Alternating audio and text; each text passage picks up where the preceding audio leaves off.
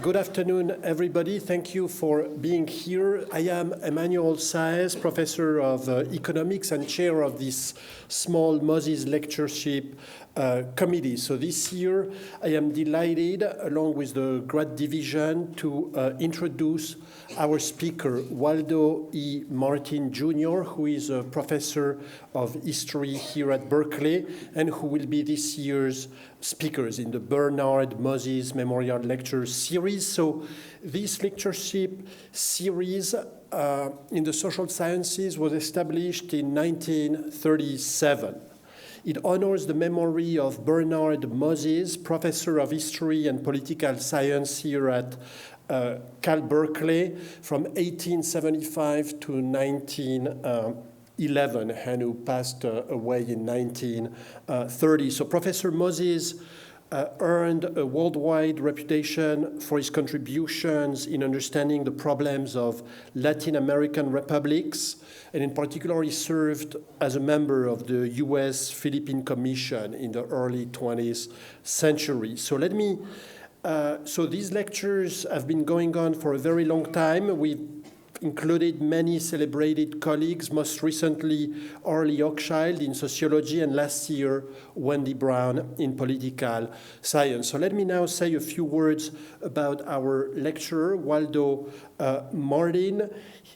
Professor Martin received his BA from Duke University and his PhD from here, University of California, Berkeley. He is a professor of history here at Berkeley. Martin's research has been primarily about African American freedom struggle movements. He's authored many books on the topic, and he's currently completing a new book, A Change is Gonna Come: The Cultural Politics of the Black Freedom Struggle and the Making of Modern America, which should be published a little bit more than a year from now, early 2021. And today, Waldo is going to share a lot of the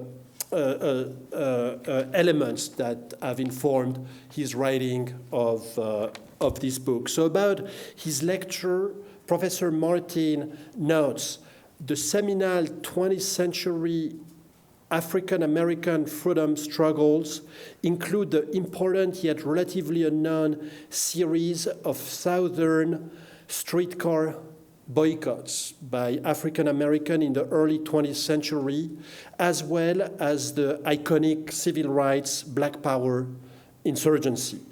In this lecture, Professor Martin will first examine why and how these foundational struggles proved essential to the formation of the modern African American freedom movement.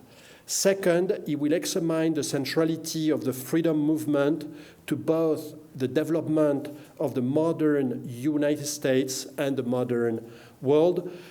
Please join me in welcoming Professor Waldo Martin. Waldo will talk for about 50 minutes, then we will take questions, and then we'll have a reception just behind us. Waldo, the floor is yours. Thank you.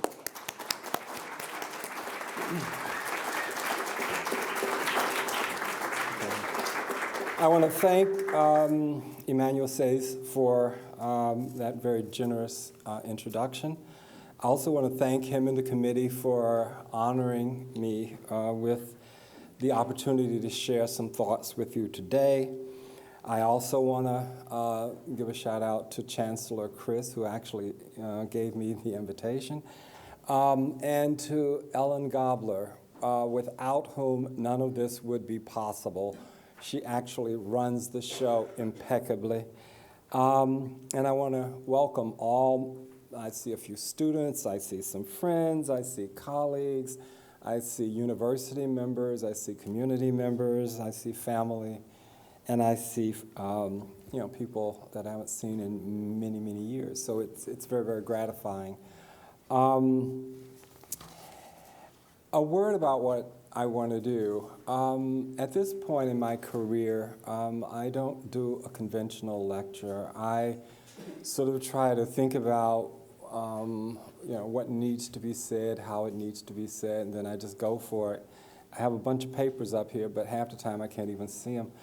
But I do know how I want to proceed. One of the things I'm engaged in is a series of writings where I'm thinking about the melding of autobiography and history. So some of what you will hear is sort of this sort of world that I'm engaged in, where I'm sort of moving back and forth between autobiography and history. Another sort of process or struggle I'm engaged in is thinking about the personal and the political, and how I came to do the particular scholarship I do, and the ways in which my personal life has informed that and continues to inform that. Just to be clear, I'm from a little place in North Carolina called Greensboro. North Carolina is sort of between Virginia and South Carolina. The thing you really need to know about North Carolina, I learned in graduate school. It's a valley of humility between two mountains of conceit. I taught at the University of Virginia. It is truly a different world. And I know South Carolina intimately, and North Carolina is Tar Heels, okay? And so that's the local sort of site. Then there's the whole regional reality. One of the things that happened to me when I first came to graduate school at Berkeley was one of my colleagues, who's now quite well known, turned to me and said, well, what was it like living behind the Cotton Curtain? My immediate response was, what Cotton Curtain? Yeah, I'm just from North Carolina. But I do think that being a Southerner, having spent the first 22 years of my life in the South, and having spent most of my life outside of the South, shapes me in ways that I can't even understand sometimes. Then there's this whole issue of being a U.S. historian, which I've been at for decades, and sort of trying to think about the relationship between the local, the regional, and the national. To me, the South is just a variation on a theme. I've been all over this country in a lot of the states, and everywhere I go, it's pretty much the same, especially in terms of thinking about race and race experiences. And then there's the way in which I currently sort of struggle with how I see myself. I see myself as more of a global citizen. And I'm really fascinated by thinking about the way in which the movement, especially African American freedom struggle, is far more capacious, far humanistic, universal, and opens out onto the world in ways that we really don't acknowledge and understand. And so that's part of what I want to do. One stream is sort of Black student youth activism. That's why you have this picture up here. These are 4 Black college students from A&T, which is where located where I'm from. And in February 1st, 1960, I was 8 going on 9. They sat in at a Woolworth lunch counter, which is about 15 minutes from the church that I attended. And so this, at the time, rocked my world. I didn't quite understand it, but I go back to it constantly in terms of trying to think about who I am. If you visit Greensboro today and you go to the Chamber of Commerce, they will tell you that there is an international civil rights museum that anchors downtown, that anchors the way in which Greensboro now represents itself. I can tell you that when I left North Carolina in 1970, when was it, 2, I think? 3. I had no idea that one day there would be a gleaming, multi-storied, multi-level museum honoring this moment. So the role of youth, the role of students in the making of freedom struggle. And then there's the whole issue of freedom struggle, civil rights, and how we talk about what Black people did and continue to do. And one of the things I also want to do is to just highlight some of the moments in the struggle that very few people know about, but are vital to thinking about and understanding the freedom struggle.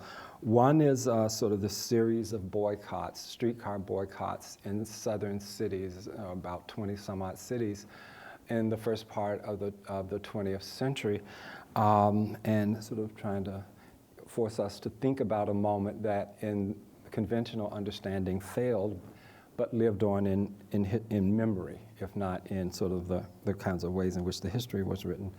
And then there's a moment in the 30s and 40s of Black youth student activism with an organization, the Southern Negro Youth Congress, that I've done a lot of work on and have actually had the extraordinary life pleasure of coming to know some of the former students, several of whom are who have passed the century mark and are still fighting the good fight. And so thinking about the Southern Negro Youth Congress, especially in relationship to the much better known and storied Student Nonviolent Coordinating Committee, is another thing that I want to try to do. But before I get started, I have to go to my favorite poet, Langston Hughes. The Negro speaks of rivers. I must tell you, up until around November 1966, I was a Negro. I did not become Black until late 1966, so I glory and honor my Negro-ness. The Negro speaks of rivers.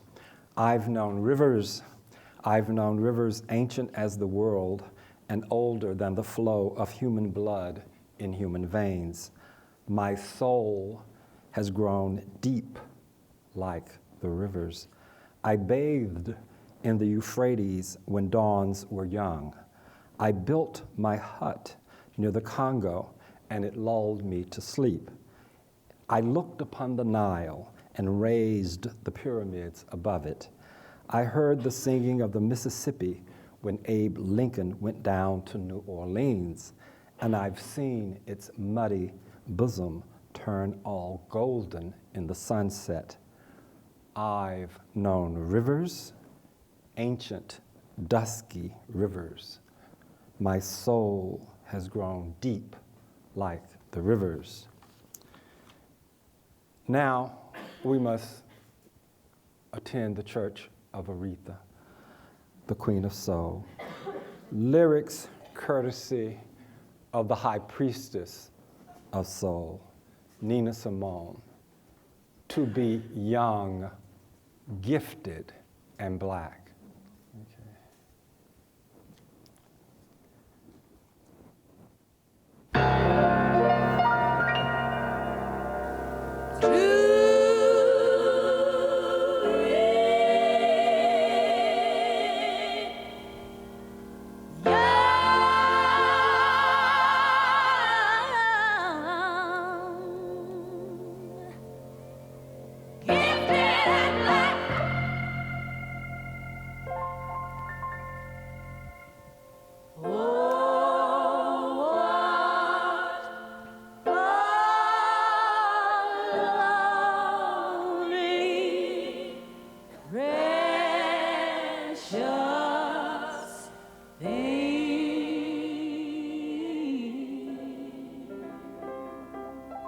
Mama, aren't we rich?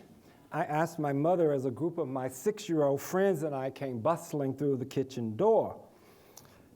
I thought this because even though we lived in the projects, we had more stuff than most of the people around us. We lived in a place called Morningside Homes, a recent built public housing project for Negroes. And for the first 12 years of my life, this was my oyster. None of our friends' families owned a car. Some of us had TVs. We had a TV. My standard of comparison was my project friends. I had more well-to-do friends, especially in church and at school, and I saw a lot of relatively well-to-do white people on TV. But I saw myself and my family and my relatives as special, and those around me as relatively fortunate, in some ways rich. Stunned by this line of questioning, and my mother was consistently stunned. She called me old nosy because I was, forever. Her explanation, I think, gets to the heart of what I'm trying to get at. She and my father, my mother was a domestic, my father worked for a local glass installation company, actually, in her words, worked for other people, white people, helping to make them rich. We were not rich because we actually worked. The implication I heard but did not quite understand was that somehow rich white people got that way by ripping off other people, especially workers, especially black workers like my parents. She added that I should always be proud of the fact that she and my father actually earned a living, earned their way in the world, and did the work that they did. And I want to leave you with sort of just a thought. As I've tried to puzzle through this, I think we were not materially rich, but we were spiritually and culturally rich. Several years later, when I was 8, going on 9, as I said, these 4 black students from A&T, a historically black school, sat in at a lunch counter. And what I mostly recall was there were a lot of meetings in my church. Things were tense. I didn't quite understand exactly what was going on. My father was very apolitical. My mother was deeply political, but my mother was at the opposite end of the nonviolent, point of view. As she loudly proclaimed, if a white person so much as touched her, that person would draw back what she called a nub. The community that I grew up in, as far as I could tell, universally applauded militant, nonviolent civil disobedience, the kind of strategies and tactics that defined the student-led protests. These heroic black student protesters bravely defied the Jim Crow practice that refused to serve black customers at the lunch counter. Blacks, according to Jim Crow practice, were served at a separate space for then colored or Negro patrons, and it was at the other end of the counter. We were allowed to go in Woolworth, but we were not allowed to order food. Once again, my mother's voice is clear. For her, white folks were not clean enough to prepare her food. She knew them. She worked for them. Most of the people preparing and serving the food, of course, were black. She didn't talk about that. The arrest of these 4 students sparked a series of lunch counter sit-ins over the next several weeks at this particular lunch counter and other lunch counters in the city, and boycotts throughout the South in other sort of cities. What I want to emphasize is that the world that I grew up in was situated between, especially the church, between 2 historically black schools. There's Bennett College for women on one side, a few hundred yards in that direction, and then on the other side is A&T, which was co-ed. And Bennett remains, I think there's Spelman and Bennett as historically black colleges for women. Also, it needs to be borne in mind that there were allies, white allies, and a lot of them were women who were then at UNCG, or the University of North Carolina at Greensboro. I want to talk about this geography because when people try to understand sort of these kinds of moments, what you really need to understand is that these students come out of a community. One of them was my high school industrial arts teacher's son, Ezell Blair Jr. When we sat in industrial arts, we not only did whatever we did, I was not very good at it, but we got politics. He was a vigorous NAACP guy. Whatever was happening, you were you're using your whatever you used in industrial arts, but you were also getting politics. The NAACP, especially the youth chapter, the Boy Scouts, the Baptist, whatever that thing, the Baptist youth group that I was part of, they were all the same group. Your religion, politics, it all sort of flowed together. The same guy in my church basically ran it all. The other thing that I think is interesting about this moment, and I think bears repeating, is that there was a black prep school on the outskirts of Greensboro, Palmer Memorial Institute, founded by a pioneering black educator, Charlotte Hawkins Brown. And every other Sunday or so, the kids, and they were always in their preppy outfits, these black preppy people, and they came to church. And so it was the world that I grew up in, sort of this whole notion of black education, the role of black education, high achieving and impressive students caught my attention. Another sort of moment in around 1963, Brother Jesse Jackson, who was a big man at A&T, came to speak to my church. And Jesse has always been a man of words. And I don't remember a word he said, but whatever he said, it was impressive. And I told my mama, boy, he's good. And then she turned to me and said, yes, he might amount to something one day. And amounting to something was very important to my mother and my father. So the world of black excellence, the world of black striving, notably black educational achievement, framed my early evolving consciousness. So did the movement and the larger African American freedom struggle that this sort of fit into.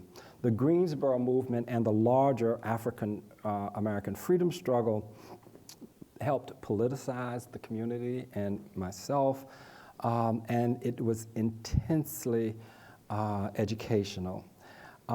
It not only energized, as you know, Greensboro, but it energized the South. It captured the attention of the nation and the globe.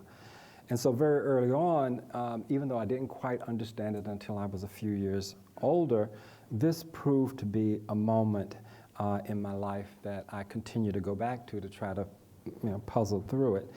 The other thing that needs to be highlighted, because I think that's the other aspect of this that I think some people don't really get, is that the freedom movement was a black thing. There were white allies, but it was black-led, and we need to understand the power of black people organizing, black people fighting, black people struggling.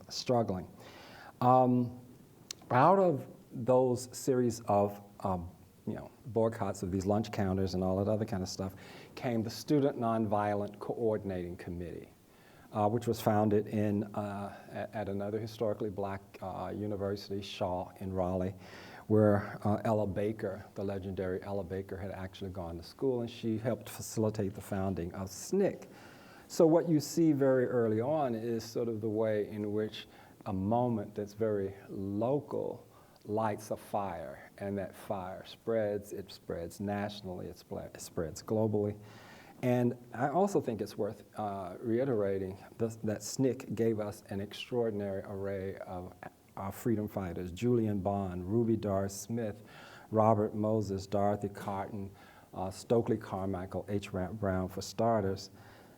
And African American student youth activism, in concert with white student youth activism, turned this nation around. I don't need to say much more about that. Berkeley's free speech movement owed an enormous debt to the civil rights movement. A lot of what the free speech movement was about was students at Berkeley demanding the right to pass out leaflets about supporting sort of, the civil rights struggles, freedom struggles in the South. Mario Savio had actually had participated in Freedom Summer the summer before he became famous as part of the free speech movement. The other sort of way in which this, I think, is very, very important to think about is sort of that transition from civil rights to black power.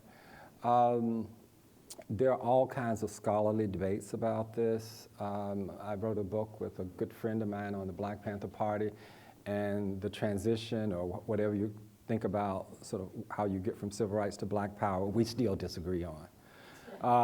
Josh and I still fight that. We get on the phone, even though we wrote the book. If you read in the footnotes, you'll see how we papered over some of those differences. So, but I don't want to get into that. But what I want to say is that Black power has a whole history. It's more nationalist. There are separatist elements in it. Self-determination, self-definition. There are all kinds of community control. There are all kinds of elements that come out of Black power, and then it pushes even more left, even more radical, especially with organizations like the Black Panther Party and the Republic of New Africa. There are all kinds of ways it expresses itself. But what I think is important to understand is that most people on the ground experienced Black power as a moment in their communities where Black people mobilized and organized to do all kinds of things to open up the worlds of which they were a part. For example, school desegregation, and at one point schools were more desegregated and integrated in the South than anywhere else in this country, is really comes out of that struggle. Another struggle, and students were actively involved in this, was a struggle around affirmative action. One of the reasons I landed at Duke was that Duke decided that they needed more than 25 Black students out of a population of about 8,000. So they scurried around the country like most white universities trying to find able Negroes. And they would herd us into a room. Well, here's the Harvard guy, here's the Yale guy. And so I landed, and Duke gave me a lot of money, so I went there.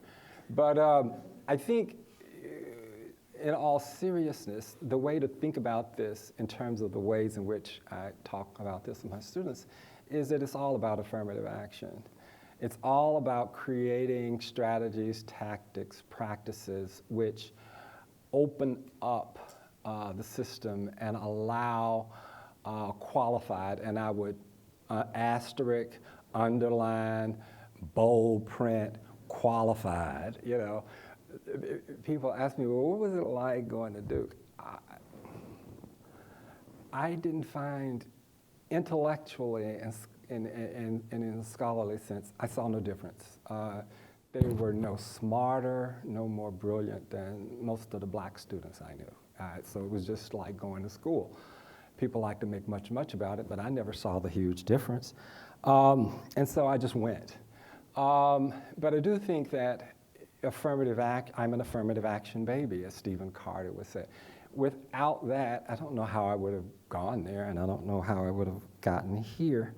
So that's one aspect of the struggle that I think we need to sort of think about and understand.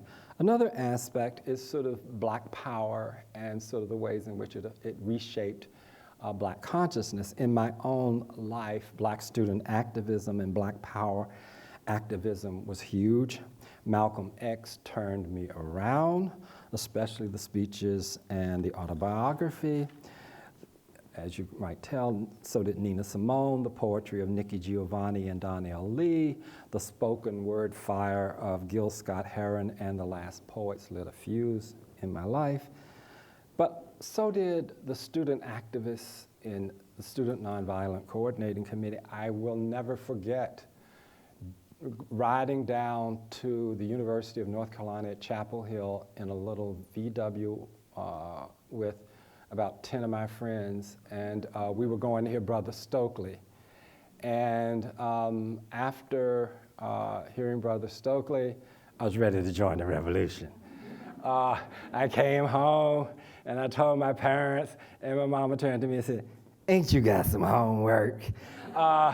So there was always this tension between the revolution and homework. And so I tried to negotiate it as best I could. The other thing that I would highlight is student activism featuring students of color at places like Berkeley, San Francisco State, and Duke that opened up these institutions. In my experience, we spend a lot of time at Berkeley talking about free speech, and we don't spend enough time talking about ethnic studies, the Third World Strike, and how diversity actually came to places like Berkeley, not because Berkeley wanted it, but because students of color and their allies demanded and fought for it. And the legacy of that is still with us, obviously. And so I went to Duke.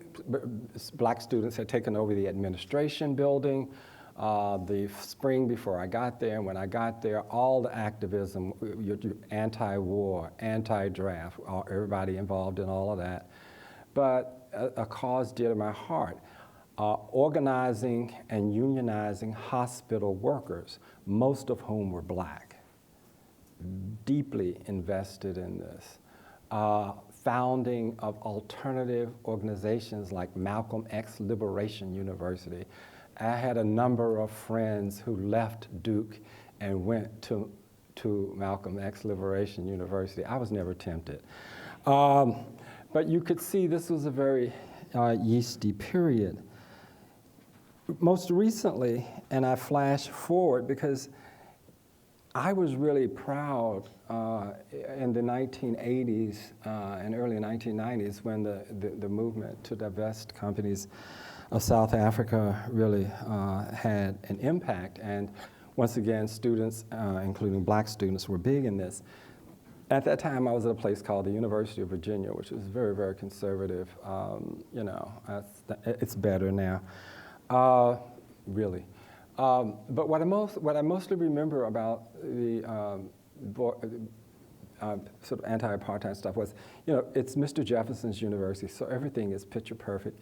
And radical students created a shanty town in the middle of the lawn, which is sort of like the picturesque part of the campus, in the central campus created by Jefferson. People went ape. But I thought it was glorious. And one of my proudest moments was speaking at a protest on the lawn in front of the rotunda, where a whole bunch of us sort of argued for divestment. So what I'm trying to get you to understand and think about is sort of the way in which the personal and the political have deeply influenced me and pushed me in all kinds of directions. I want to go in another sort of way because I'm short on time and lots of pages. One of the things that I firmly believe in is that history it demands that we pay attention to those who actually make it. And I'm firmly convinced that African Americans are the prime movers in their liberation struggle. I have a hard time sometimes with my students helping them to think about this because they think Abraham Lincoln freed the slaves. They think that President Johnson gave us the Voting Rights Act, gave us the Civil Rights Act. When I tell them that, no, if that's what you learned, you're wrong. Black people protesting, fighting, and dying gave us the Civil Rights and Voting Rights Act. The slaves freed themselves by running away to freedom, giving their service to the Union Army, and undermining the Confederacy. When Lincoln issued the Emancipation Proclamation, he simply verified what was already on the ground.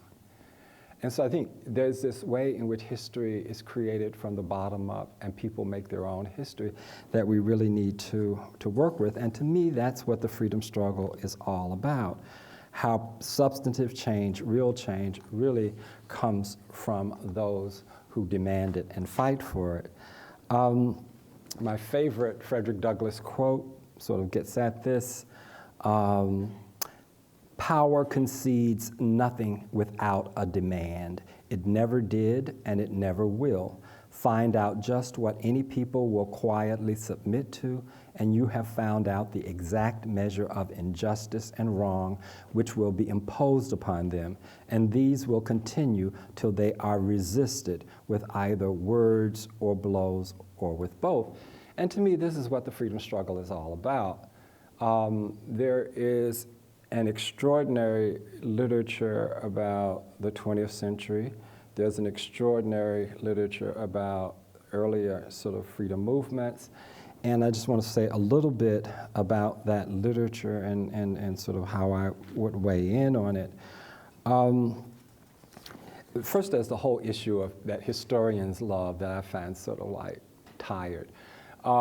They love to fight. When does it start? When the first African is enslaved. We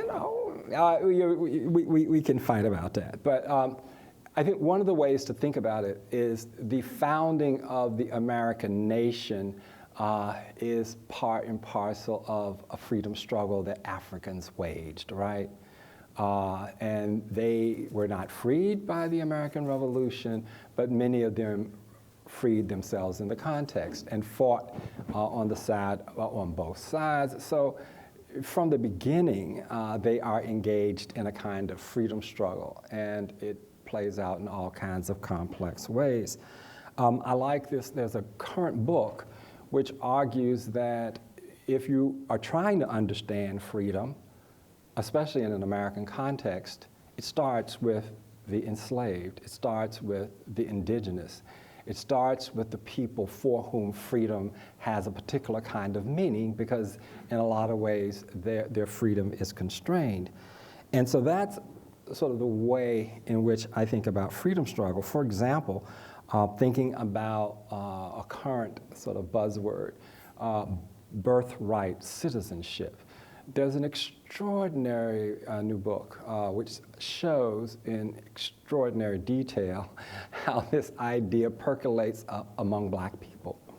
It's crucial. They see themselves as born in this country, having done a lot of the work, having earned citizenship. So whether it's codified or not, they see themselves as citizens and fight for what they would call a birthright citizenship. Another way of thinking about this is to understand that, for example, Afro-Americans were not only instrumental, as one historian has written, to the revolts and revolutions, including the Haitian Revolution, the Revolution in Mexico, and the American Revolution, that brought slavery ultimately to an end. Black people and their allies defined and defended democracy before and after legal slavery was abolished. So if you're trying to understand it, you can't understand it unless you listen to the people for whom it means the most. It is precisely because enslaved as well as free Black people were often denied rights that they themselves were especially invested in establishing and protecting those rights. And so when you get something like the Dred Scott decision, which declares that Black people have no rights which white people are bound to respect, Black people and their allies are outraged and fight it all over the place. Another way of thinking about freedom struggle, African-American freedom struggle in particular, and civil rights struggle, is to understand the importance of Black Reconstruction, to understand the importance of the Reconstruction amendments. Eric Foner has a new book called The Second Founding, which sort of centers sort of these amendments as part of a constitutional debate, and that if the revolution had gone the way it should have gone, would have had positive consequences, but as we know, it was a stillborn revolution at best. So the 13th Amendment obviously abolished slavery constitutionally. The 14th established citizenship, and the 15th gave Black men the vote. And in each case, these became fighting pillars of the freedom struggle. The 14th Amendment is particularly important because it establishes not only the citizenship rights of free and freed Black people, but it talks about equality before the law, and it talks about due process. You can't be denied your citizenship rights without due process. So a lot of the ways in which the legal and constitutional framework for the civil rights movement that we know as a civil rights movement is actually laid out in sort of the 14th Amendment. And so I think, once again, you can't sort of understand that unless you think about Black Reconstruction, which of course was defeated by the racist white counterinsurgency in the South. But Du Bois said it best in Black Reconstruction. The slave went free, stood for a brief moment in the sun, then moved back again towards slavery. He had a way with words. The other thing that he talked about was Reconstruction as a splendid failure. Why was it a splendid failure? Because whites expected it to fail because they saw Black people as inferior and incapable. It failed because whites demanded that it fail. They did, from terror, violence, murder, they did everything to make it fail. But Black people who participated, the Black men especially, were moderate, progressive, doing all kinds of interesting things. But of course, that's not the history that we got, where there's a whole racist smear campaign against Reconstruction, especially Black Reconstruction, that doesn't really begin to shift until the 1960s. And I'm proud to say that scholarship coming out of a place like Berkeley with Kenneth Stamp and Leon Litwack paved the way for a lot of that historical revisionism. In the remaining time, I'd just like to say a little bit about those moments that I talked about at the beginning. Two historians, Augie Meyer and Elliot Rudwick, wrote a pioneering article where they unearthed sort of these series of streetcar protests in the early 20th century throughout the South. Black people were outraged. I mean, they're working poor, they're working class. They rely on public transportation. So in all of these places, these boycotts, petition, there were all kinds of militant action, typically nonviolent, typically civil disobedience, but often militant. Then a recent scholar has written a whole book about this. And so what we don't get is sort of any history of this or any discussion of this in conventional narratives of civil rights history, mostly because these movements failed. Blacks were able to get certain kinds of concessions, but they did not topple Jim Crow. This was the period of imperialism, colonialism, the white man's burden, the highest stage of white supremacy, as Rayford Logan argued, the nadir or the low point of race relations. So it wasn't about to happen. But the fight lived on.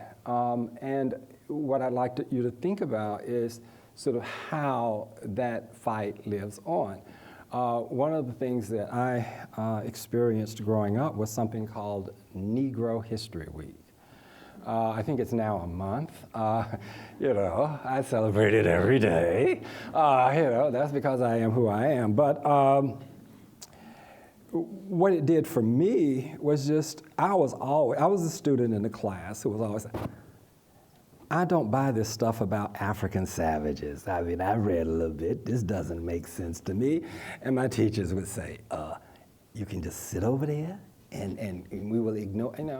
I was constantly in trouble with things like this. I'd read stuff and this does not work for me because I know it not to be true. And then I had a few other contrarian friends. That's why when I read Malcolm X, light bulbs went off, When I read Carter G. Woodson, The Miseducation of the Negro, light bulbs went off, Even in black schools, and I went to all black schools until I went to Duke, there was some misinformation. But what I want you to think about is how that lives on, because it lives on in memory. It lives on in something called Black history. The history that Black people write about Black people. And there's a whole tradition of that. And if you read that, and if you pay attention to local Black history, these movements and these struggles, and Black newspapers, Black evidence, then you get all of that. And if you paid attention, and the other thing that happens is that there's a whiteout, especially in not only scholarship, but in the ways in which local whites who have a lot of the power sort of treat a lot of these things.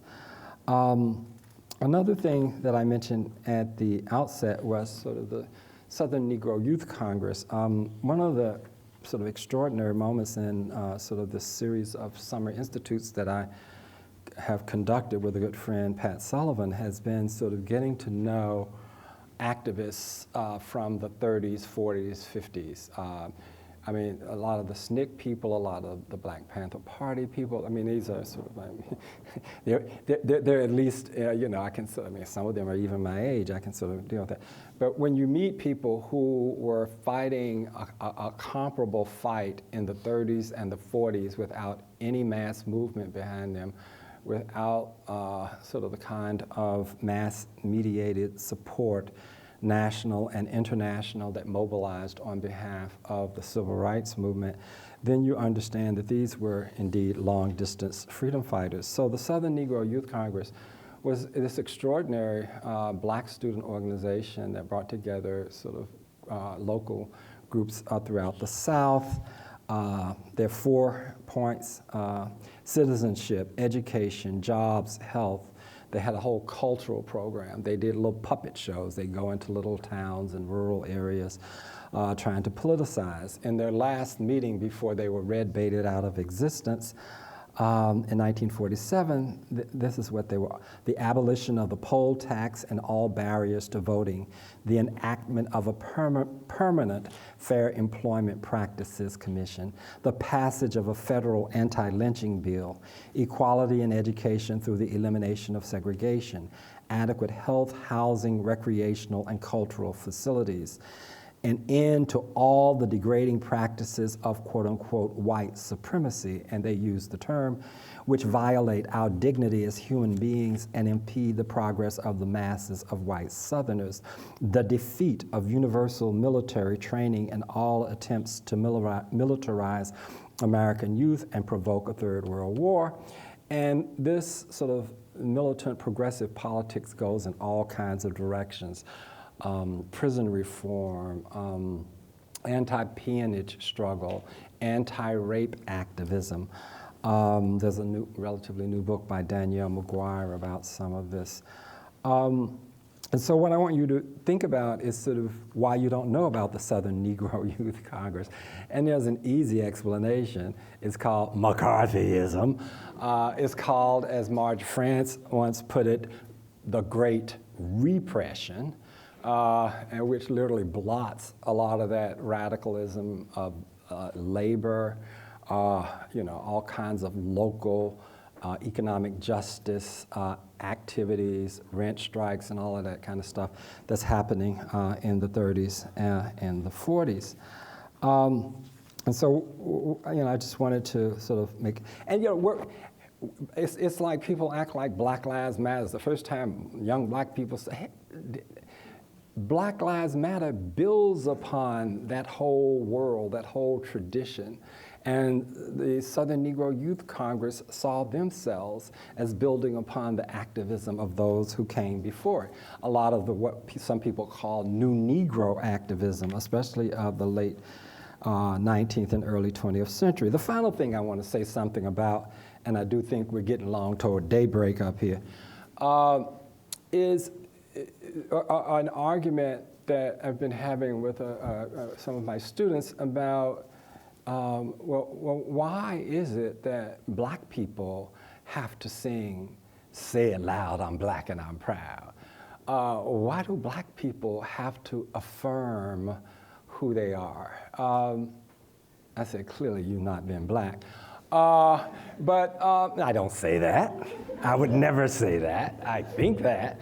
But the assault on black people and blackness and sort of what white supremacy in that whole world, I think it is extraordinary, not only in terms of how it influences sort of black people, but sort of black responses. One of the things that I think is really misunderstood is love. For me, and this is the world I grew up in, you have to love yourself.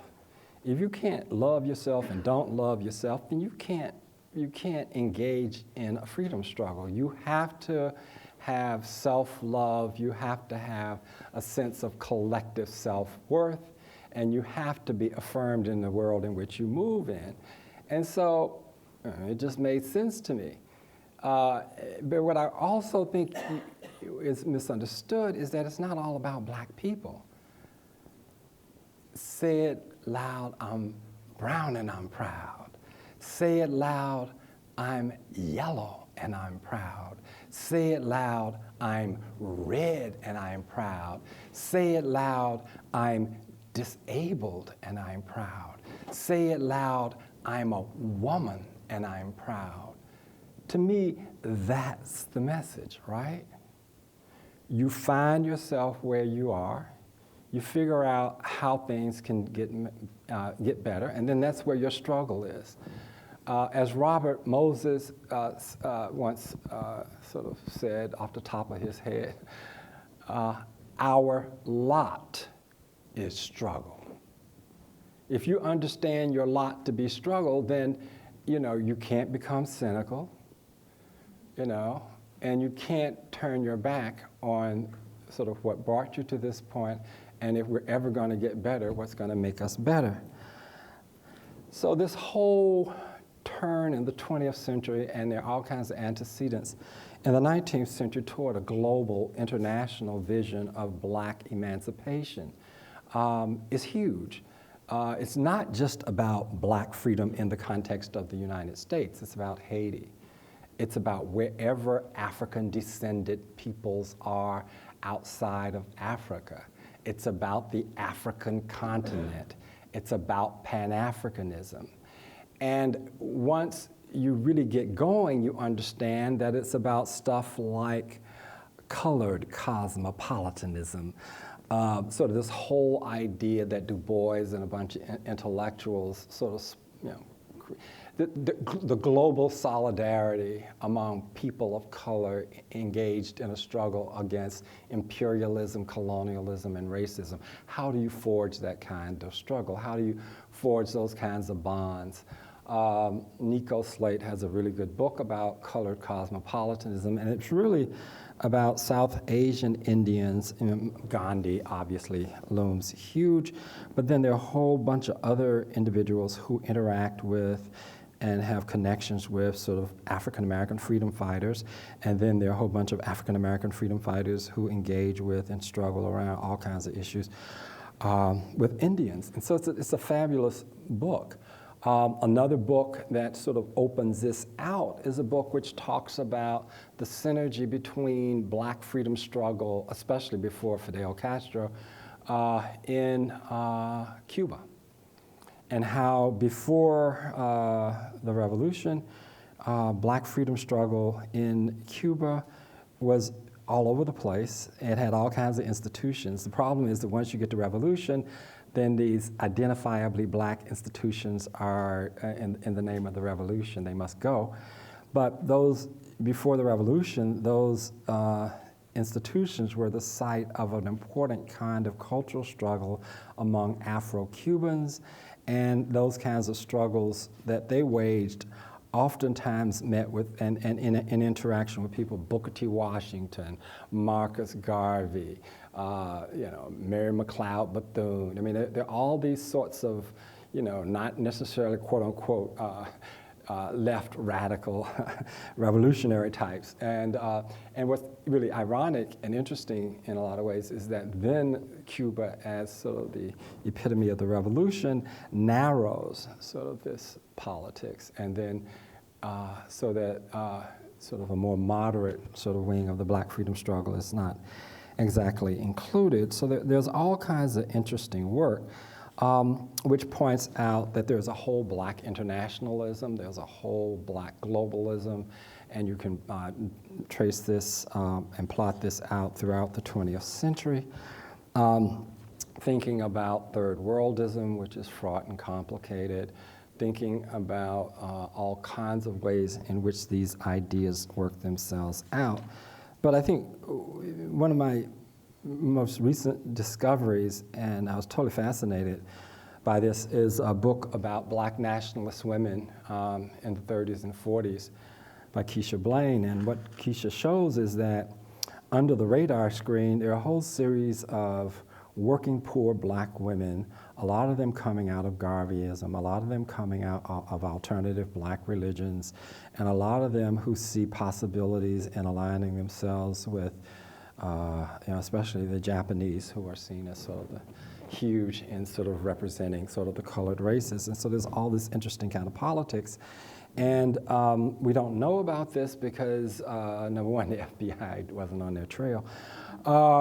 They couldn't quite figure it out. And when they got on the trail, they decimated them. But it's a totally interesting look at how a group of black women that we know nothing about sort of created organizations like the movement, support for Liberian immigration. In the early 30s, 400,000 black men and women signed on to a petition expressing a desire to immigrate from the United States to West Africa. The petition was given to FDR, and obviously nothing happened. And it's complicated. These women also sort of like joined the efforts of arch racists like Theodore Bilbo, who offered a bill to get money for black people to return to Africa. Their idea was, white man can get us the money, we'll leave. I don't care who you are. But of course, a lot of black leaders sort of said, this will not work. So what I've tried to do is just to give you sort of different ways of thinking about black freedom struggle, sort of thinking about sort of my own struggle, personal and political, how all these things hopefully fit together. But if I have a conclusion, and my students always demand this, they always say, well, what should I put down? Put this down. African Americans have typically globalized their own freedom struggle. And in that globalizing move, they have intimately identified their freedom struggle with the freedom struggles of Africans on the continent of Africa and African descendant peoples around the globe. In addition, in an often related move, African Americans have globalized their freedom struggle by intimately linking it with the freedom struggles of peoples of color around the globe. Finally, African Americans have globalized their freedom struggle by linking it with the freedom struggle of oppressed Europeans, like Irish Americans. In that spirit, in the spirit of the global struggle, and in particular, the global struggle against white supremacy, I must return to the music.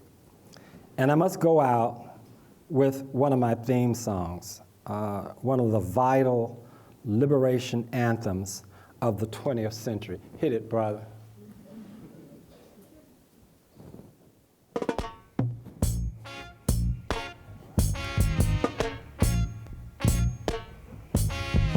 Until the philosophy which hold one race superior and another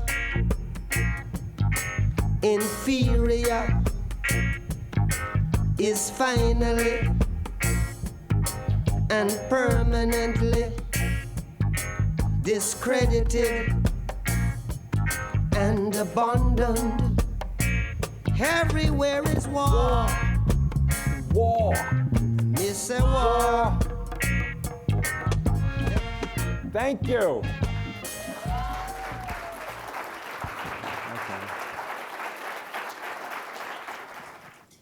Hi, thanks for your talk. It was very provocative. And one thing that made my head snap up very sharply was when you talked about this paper by the two academics about the streetcar protests. Right. So recently, just probably in the last week, I connected 3 dots. I'm a New Yorker, and so the subway is second nature to me. And I was looking at some footage of, you could call them protests or uprisings in the New York City subways over the fare increase. Dot number 2, what's going on here in BART? with eating and people, sneaking on BART. A lot of it's economic. The third dot, interestingly, a riot in Chile over increases in transit costs. Yeah. I think there's a lot to be said for looking at dots and being in the middle of something and starting to connect it with something deeper. And for me, I just would like to, I didn't get the names of those two writers. We can talk. But definitely, you see where I'm coming from around public transportation and what's happening with folks. My personal feeling is it goes a lot deeper than people just jumping turnstiles. People cannot afford to even get to work or school, a lot of people, and they're going to get there however they can. So I think we have to pull back and look at the broader context. So sometimes the disparate markings have a really powerful trail. I wonder what your thoughts are. I'm all for economic justice. I'm all for the redistribution of wealth. I'm all for sort of having a world, a socialist world, in which most people, everyone has everything that they need. And so, that's sort of my politics, and those are the kinds of things I struggle with. But economic justice, economic inequality, we have somebody here who knows much more about this than I do, Professor Sayce. And so what I'd like to point to is that this has been an enduring element of African American freedom struggles. Black people have always been fighting for economic justice. The fundamental failure of Reconstruction was economic. There was no real economic Reconstruction that would have given Black people land, that would have given them a kind of way to protect their land and to have a certain kind of economic investment. There's a growing body of literature which talks about how racist public policies all over the place in housing and banking and the like negatively and disparately impact people of color, especially Black and brown people. So, to me, what you're signaling is something that I felt strongly about. One of the things I liked about Occupy was, boy, are we going to have economic justice, But somehow a lot of the people I know in Occupy went off into other kinds of struggles. But the struggle for economic justice, the struggle around equality, to me, is huge. And I've said this before, and some people in here have heard this. One of the most disturbing things I encounter is a lot of my students are really comfortable with inequality because their idea is that they're on the right side. And so if you came up the rough side of the mountain like I did, then you, I think, necessarily have a connection with poor, dispossessed, working class people. And my mama said, you actually work for your money?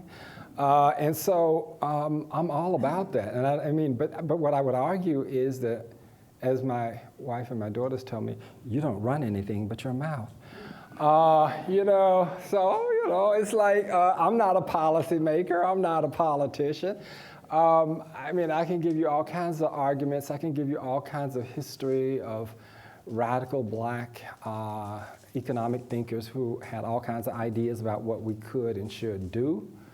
But my basic thing is I think we have to start locally. We have to fight wherever we can fight, do whatever we can do in a personal kind of way to make things better for everybody. But that's another thing about the Black freedom struggle that I think people don't really get. It's not just about Black people. Black people open a door and then a whole bunch of people rush in. And that's been the story of freedom struggle, you know what I mean? They see themselves in that way, and that's the way their struggle has proceeded. Talk to this guy. He knows about economic inequality. No, I'm just messing with you, but I know you do. Anybody else want to? Yes. Speaking about the freedom struggle and the images that mainstream Hollywood or mainstream television, including PBS, puts out about Black people, I haven't seen it yet, but there's a lot of discussion on YouTube by black people about the film Harriet, which purports to show black history, but where I understand there's another white savior who I guess saves Harriet, and of course an evil black man who's trying to kill her. And both of those characters, as I understand it, are completely fictitious. A lot of these films, that Hollywood, even PBS documentaries put out are very seductive, but I never look at these things at face value. I always look at them critically. So when I saw The Color Purple, I thought the stereotypes of black men were Hitlerian. And Barbara Christian said that she was horrified, the late Barbara Christian, said she was horrified when she saw it. When I saw Precious, I saw stereotypes on steroids.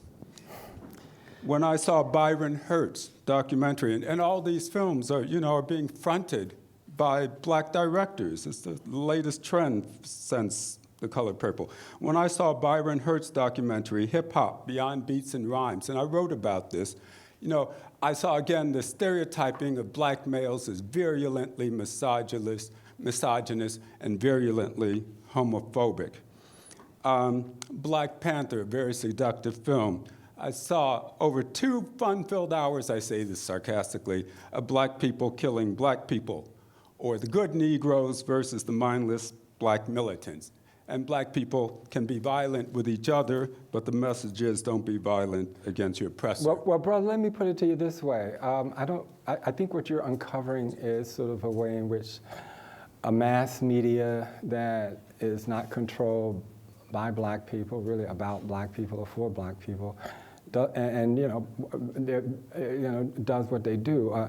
And it's not always clear to me that putting black people in positions of power, as you suggest, is the solution. I think the solution is a political revolution where we understand the sort of pernicious impact of this, and then we seek to uproot it. But my sense of all this is that you're preaching to the choir. I mean, a lot of stuff, awful.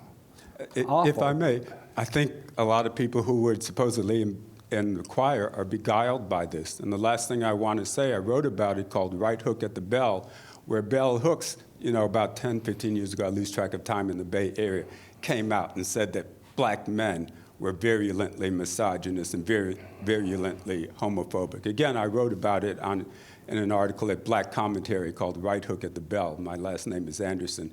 But all these things are so seductive that, we're taught to celebrate this. And Oprah Winfrey and whoever gives out hundreds of tickets so black school kids can see these movies.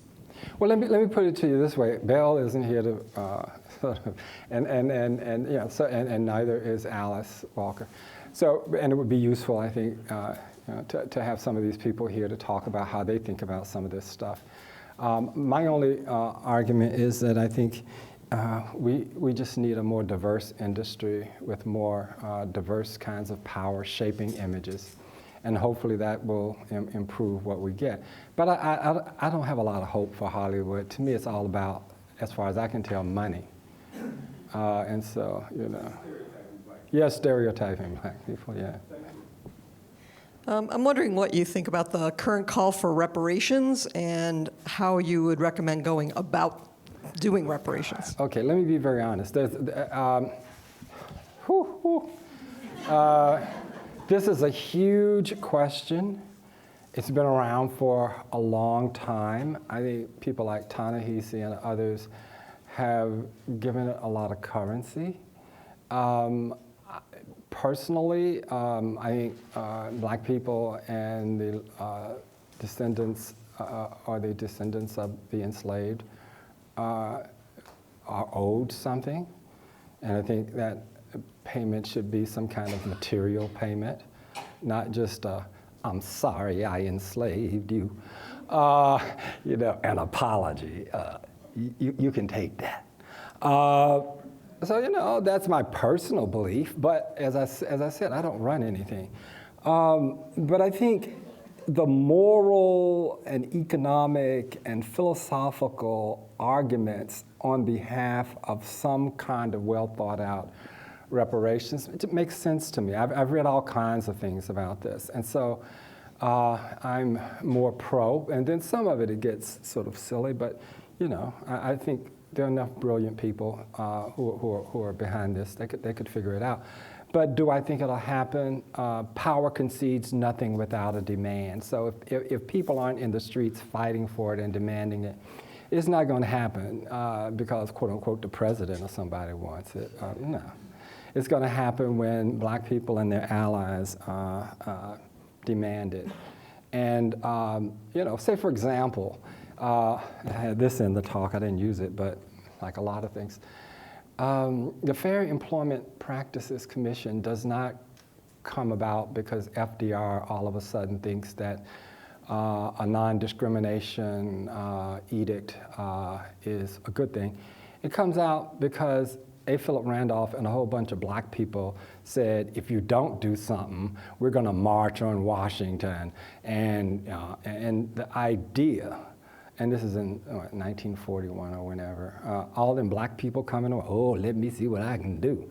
You know, that's the way things happen. So I think if you want reparations, you're going to have to fight for them. I can't imagine it happening any other way. Hi, Professor. Hi, Brother Rashid. Hey, if you take his class, you get to hear that music when you come into the room. So that's awesome.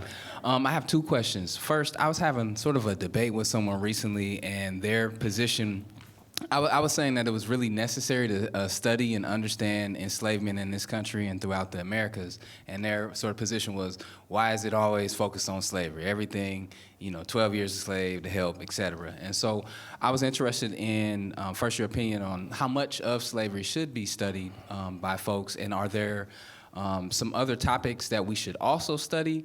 And then that was kind of one question. And then can we take that one? Because I have a very quick answer to that. Yeah, sure. Slavery lasted longer than emancipation, okay?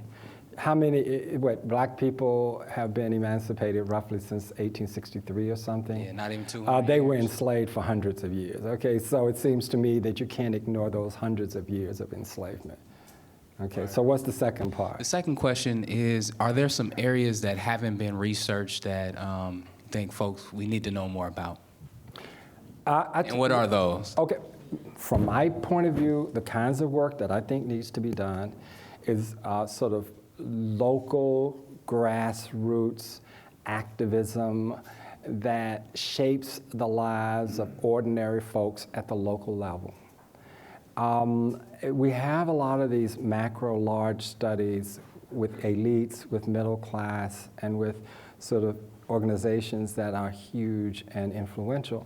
But I come from a place where all you have to do is talk to a few people and you'll get a sense of a rich history of struggle that is not contained in any kind of conventional work. And so I like the idea of working locally.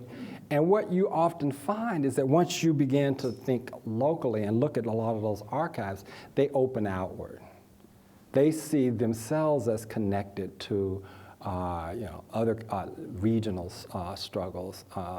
This Keisha Blaine book is totally fascinating. I mean, the sister creates this organization at the back of her restaurant, and then next thing you know, there are hundreds of thousands of black people signing a petition, wanting to go back to saying they want to go back to Liberia. I don't know if they really wanted to go back, but it seems to me that there is grassroots, local activism that needs to be excavated. And I find the kind of work that a lot of young scholars especially are doing in that area totally fascinating. Yeah. So I was sort of in the middle of this as a kid, as a 13-year-old. But when speaking of Wilkerson's book and the Great Migration, can you connect the trends and the upwelling that you talk about from the South with the impact of so many people from the African American community moving to Richmond and Oakland and Detroit and New York, and how did those pieces, how did that play off? How did those things play off each other? Once again, this is several books. the Great Migration, the first phase of the Great Migration around World War I, the second phase around World War II. The first phase is basically northern and Midwestern. The second phase that's when you get sort of black people moving fundamentally to the West. It transforms the nation. It has huge implications. Just think about housing and jobs, the creation of sort of segregated residential areas in all of these places that you speak about, and redlining banks, lending practices for housing. There are all kinds of ways in which the kinds of practices that people tend to associate with the South are basically national. I get, what is Richard's book, The Color of Law? Where, the institutional framework of the New Deal, for example, does not, you can't, agricultural workers and domestics aren't included under Social Security. Why? Because that's what most black people do. And the people who created it consciously created a bill that would exclude most black working poor and working class black people, but necessarily exclude a lot of white working class and poor people as well. So it seems to me, and there's a whole, I think Ira Katznelson's When Affirmative Action Was White, about how the New Deal basically creates and uplifts whites into a middle class, and in a lot of ways has a whole series of policies which undermine sort of the creation of a black middle class. I mean, there's a lot of stuff on this, but the way, and I have a student working on some of this, I think one of the things that people need to understand is that's why you get what? That's why you get the Black Panther Party. These things are not mysteries, you know what I mean? The conditions demand a response, and the people on the ground give a response. The other thing about this is the flip side. A lot of people move out, and a lot of people stay. And so the struggle is complicated. The people who stay constitute what comes to be the preeminent southern wing of the movement. And then you have sort of a northern movement. There's a civil rights movement wherever there are struggling black people and people of color. There are all kinds of movements. So it seems to me that in addition to talking about sort of the impact of the Great Migration on sort of these receiving areas, the Great Migration also has an impact on the sending areas as well. And I think there's much more synergy and interaction between places where black people migrate from, and it's not like they reject homecoming, going home. When people die, where they want to be buried with their people in the South. These are my. So I think there's a complicated relationship, and there's since the 80s and 70s a well-documented black return. It's like Gladys Knight. Midnight train to Georgia. He got tired of L.A. L.A. proved too much for the man. Man got to move back to Georgia. And now Atlanta is L.A. Lovely Atlanta. Blackwell, Tyler Perry and all, brother man back there. It is a central sort of force. Black people moving there every day looking for an advantage. So, there's this back and forth movement, which I also find fascinating. But the world out here, the whole, black world out here is fundamentally a creation of what happens during World War II in a lot of ways. And all these, it's just amazing when you go up and down you go out to these waterfronts where they used to build those ships and all that other kind of stuff, and the way the nation mobilized, and then after the war they demobilized, and then where did the jobs go? Where did the people go? What happened to Rosie the Riveter? there are all kinds of influences that come out of that. But no, I think migration is one of the central shaping factors in sort of our experience as a nation, migration, immigration.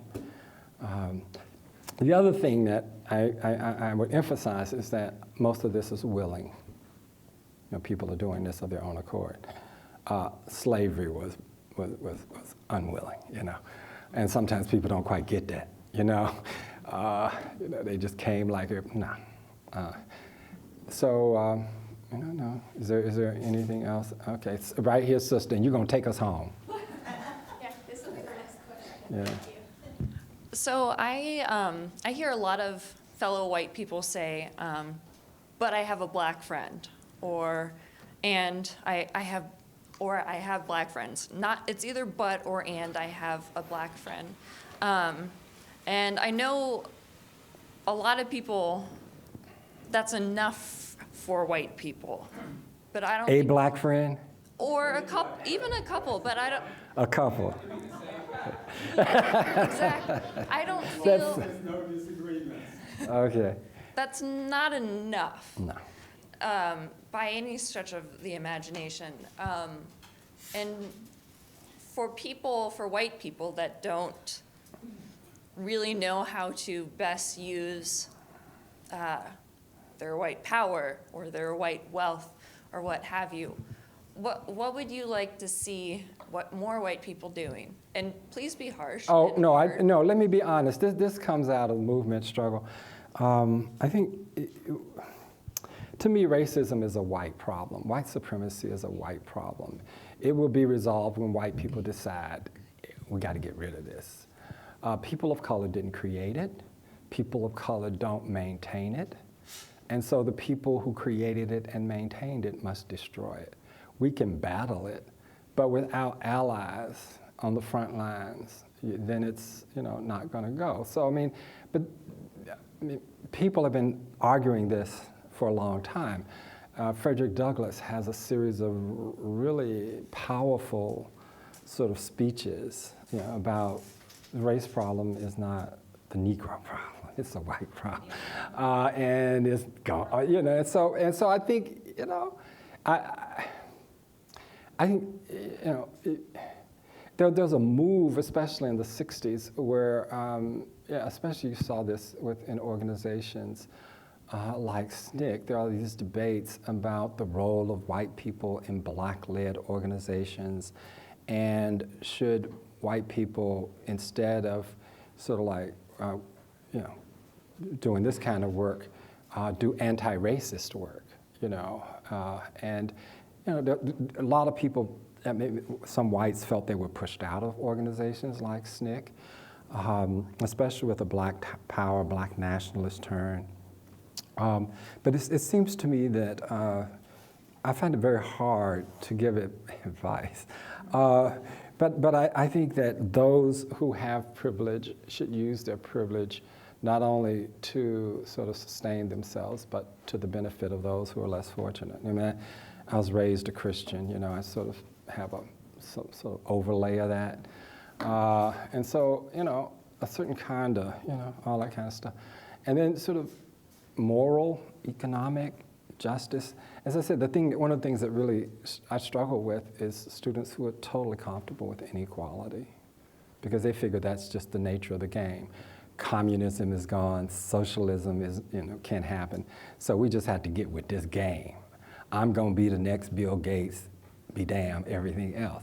That's simply not gonna happen, but a lot of them sort of have some variation on this dream. So, I just think people have to go back, struggle where you are with the people that you know, and then build out from that. I was constantly, throughout my life, struggling with my mother, who had all kinds of ideas about things, and she was always, just pushing me out of the room. I don't want to hear all that. You live in Berkeley.